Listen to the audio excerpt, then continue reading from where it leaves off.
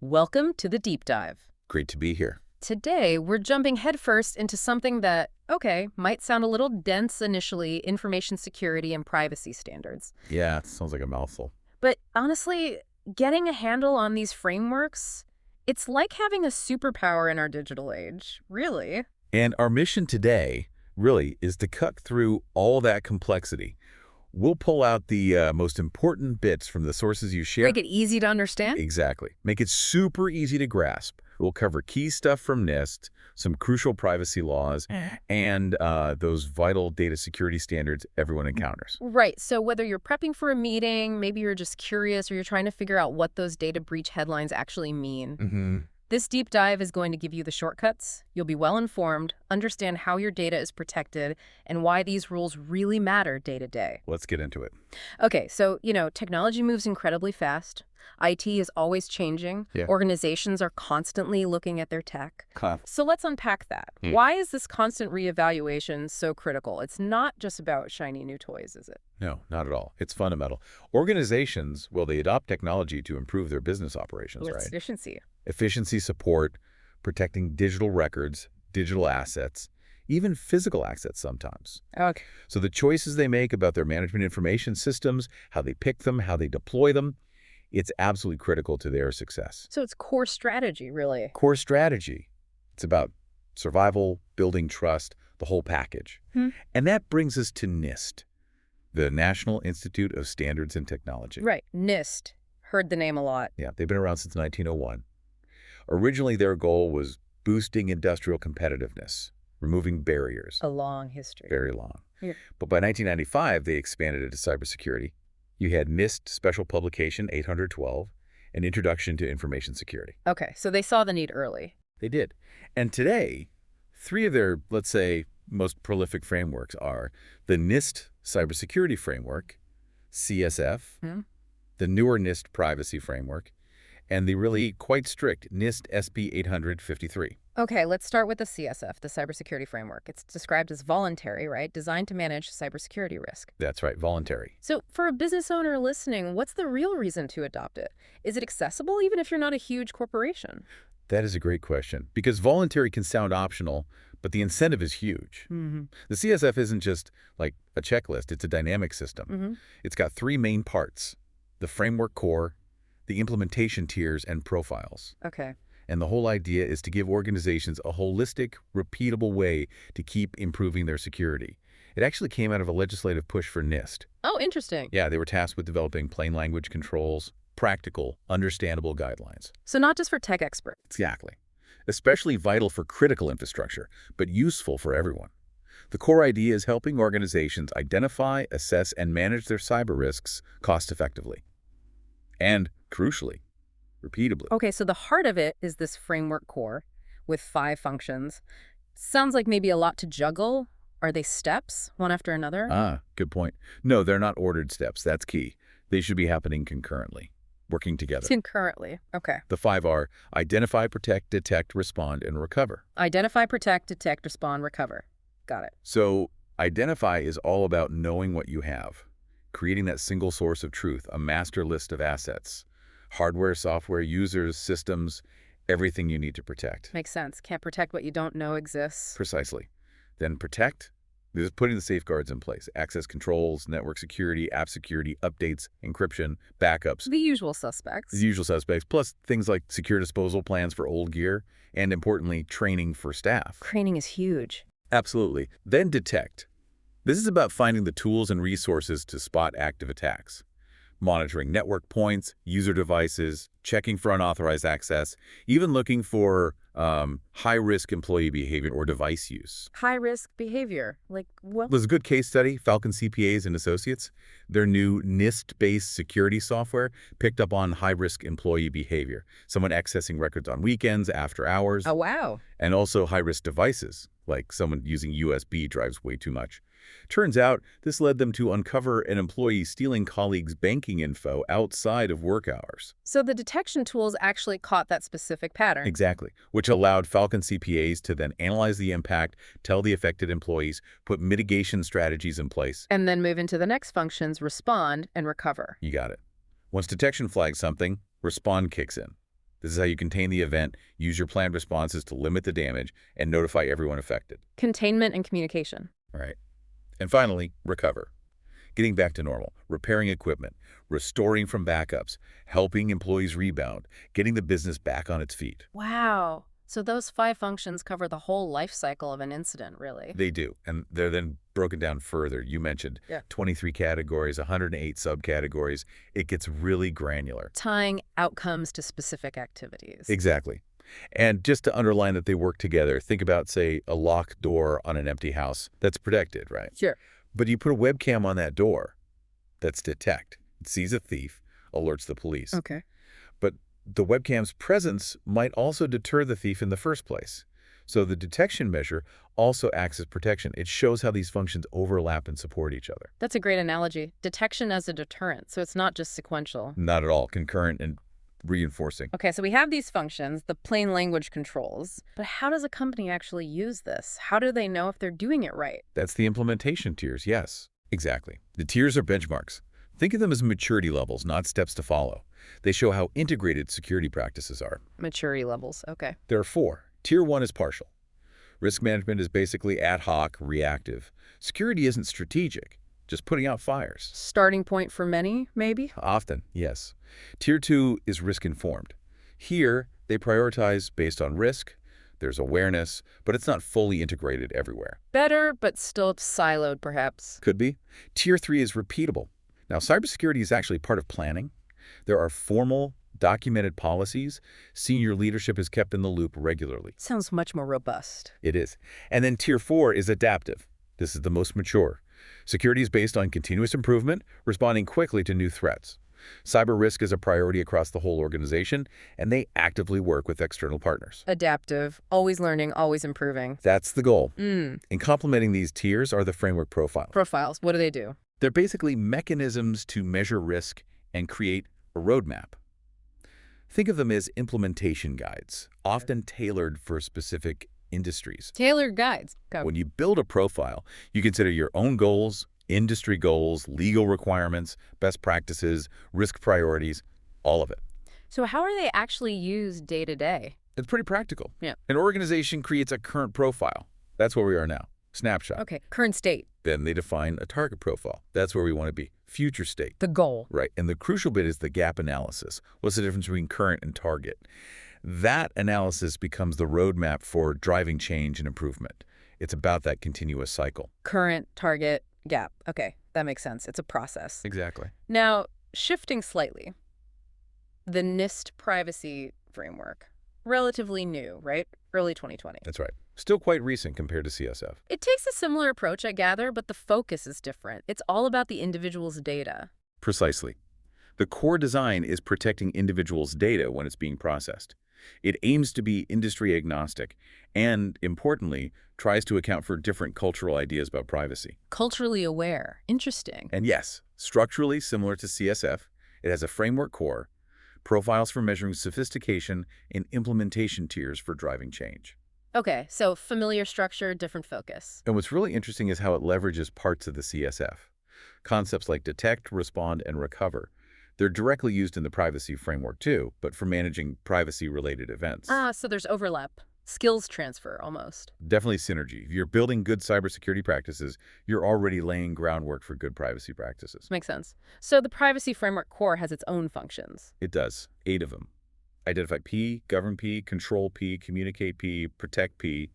The P is for privacy. Okay. And then it uses detect, respond, and recover, just like CSF, but applied to privacy incidents. These functions help organizations ask the right questions about their privacy risks. Got it. And the tiers, are they the same as CSF tiers? Mostly similar, but with key differences. One big one is adding workforce as a subdivision within the tiers. Workforce. Yeah, it measures the maturity of the privacy function itself. Ranges from, no one assigned, just ad hoc training, all the way up to dedicated privacy staff throughout the organization and regular broad training. So it measures the human element specifically for privacy. Exactly. And another difference is that moving through the privacy tiers is more explicitly recommended based on hitting goals in the previous tier. It's a clearer gauge of privacy maturity progression. More like steps, in a way. A bit more, yes. But the profiles part, current profile, target profile, gap analysis that works identically to how it does in CSF for gauging maturity and planning improvements. Okay, CSF, Privacy Framework. Now, you mentioned NIST SP 853, stricter, you said. Much stricter, designed for protecting against sophisticated threats. Nearly 1,200 controls. Is that really practical for anyone besides the federal government? What kind of resources are we talking? That's a really important point.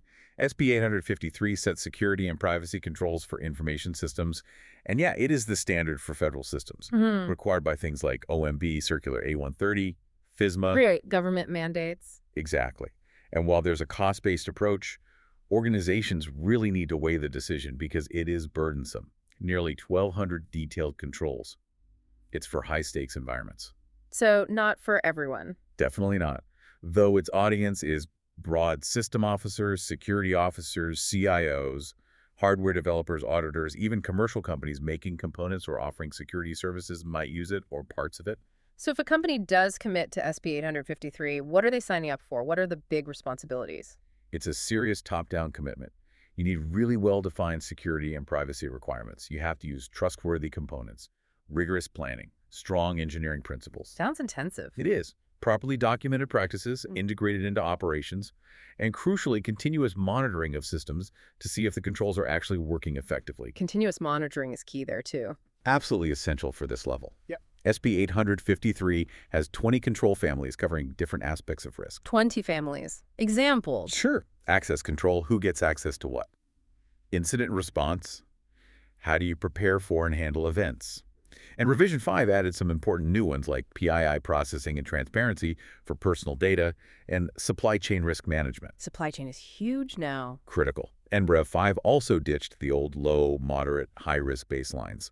It's more flexible now, comprehensive conformance, letting organizations tailor controls better to their specific risks while still meeting the standard. More tailored, less rigid. Right. And implementing all these controls. How does that work?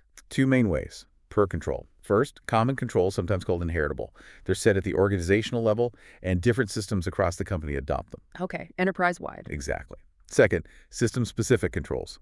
These are implemented right at the individual information system level, so you get both broad policy and granular protection. Common and system-specific. Makes sense. Okay, let's pull back a bit.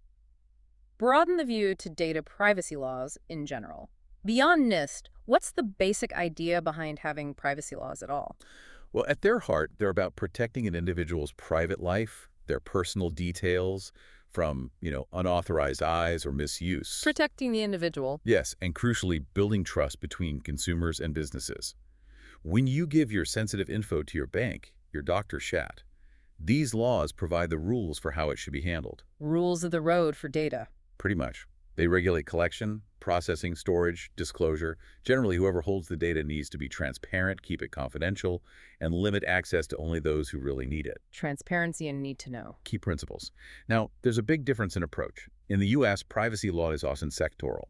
Specific laws for health data, financial data, kids data. IPA, GLBA, COPA. Exactly. There's no single federal law covering all personal data like you see in Europe with the GDPR. The GDPR, the big one. The big one.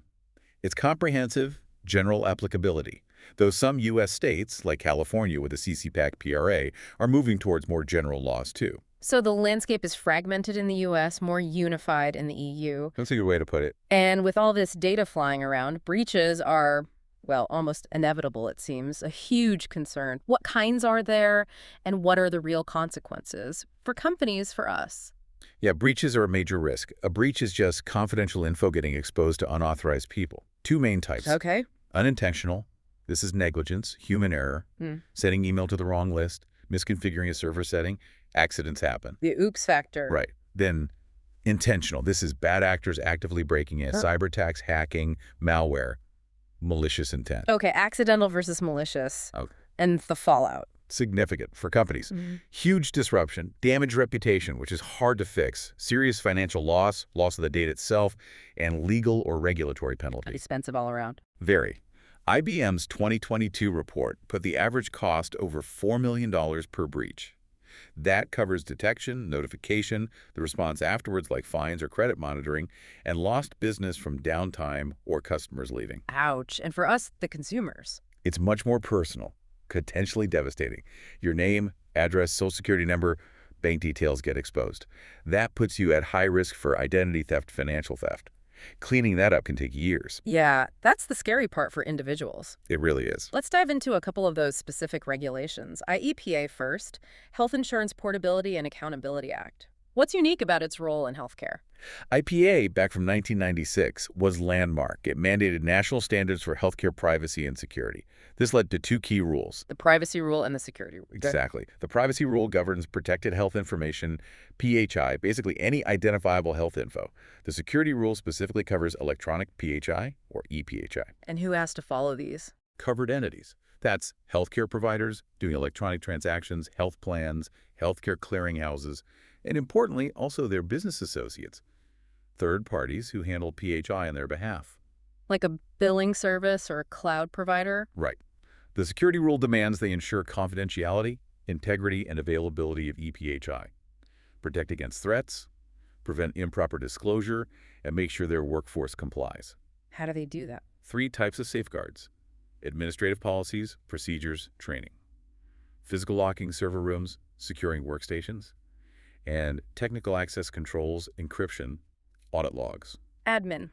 Physical, technical. Got it. And then HIPAA got a boost with the ITech Act in 2009. ITech. Yeah, part of the stimulus package then. Yeah. It pushed for using health IT, electronic records. It also jacked up penalties for IPA violations, gave patients rights to get electronic copies of their records. Okay, stronger enforcement, patient access. And crucially, it added business associates directly under the HIPAA rules. Yeah.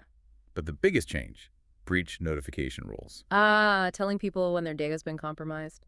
Exactly. Covered entities now had to notify affected individuals within 60 days of discovering a breach.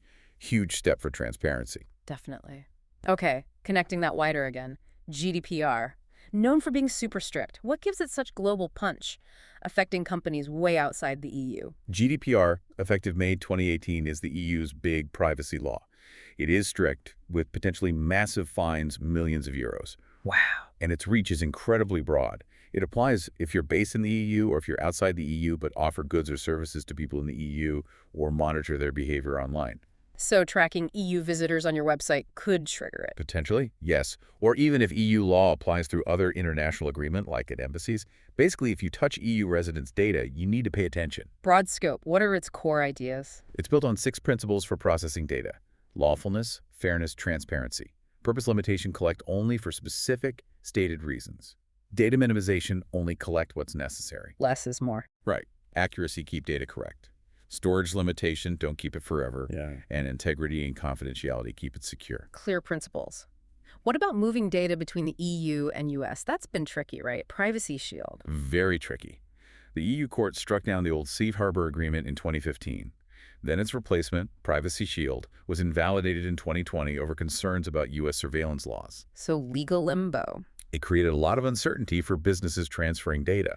There are other mechanisms like standard contractual clauses, but everyone's waiting for a more stable long-term agreement. Interestingly, the U.S. FTC still expects companies who signed up to Privacy Shield to keep following its rules for now. Complex international issue. Definitely. Okay, one last standard, very practical, impacts almost everyone now. PCI DSS, the payment card industry data security standard. With cashless payments booming, this seems vital. Absolutely critical for trust in payments. PCI DSS wasn't created by governments, but by the major payment card brands themselves: Visa, MasterCard, Amex, etc. The industry policing itself. In a way, yes. To enhance payment security across the board. It's a framework with 6 main goals and 12 specific requirements. 6 goals, 12 requirements. How does it work? Think about how a card payment flows. You pay a retailer. The data goes through a card network to the retailer's bank, acquiring bank, then to your bank, issuing bank. That whole chain. Right. PCI DSS applies to all entities in that chain that store, process, or transmit cardholder data. Retailers, banks, processors, networks. Everyone involved. Everyone. The 12 requirements cover things like building and maintaining a secure network, firewalls, secure configuration. And requirement 1 and 2, I think. You got it. Protecting stored cardholder data, that's encryption, masking the number, Rec 3 and 4, using strong encryption for data sent over public networks. Makes sense. Maintaining a vulnerability management program, antivirus, secure systems, Rec 5 and 6. Implementing strong access control measures, restricting access based on need-to-know unique IDs for users, Rec 7 and 8. Access control again. Crucial. Always. Restricting physical access to cardholder data, Rec 9. Tracking and monitoring all access to network resources and cardholder data audit trails, Rec 10. Logging everything. Yep, regularly testing security systems and processes, vulnerability scans, penetration testing, Rec 11. And finally, maintaining an information security policy for personnel, Rec 12. That last one ties it all together with policy. Exactly. It's a comprehensive set of controls designed to protect that payment data at every single point. So wrapping this deep dive up, we've covered a lot of ground. NIST frameworks, privacy laws like HIPAA and GDPR, payment security with PCI DSS. What's the big takeaway?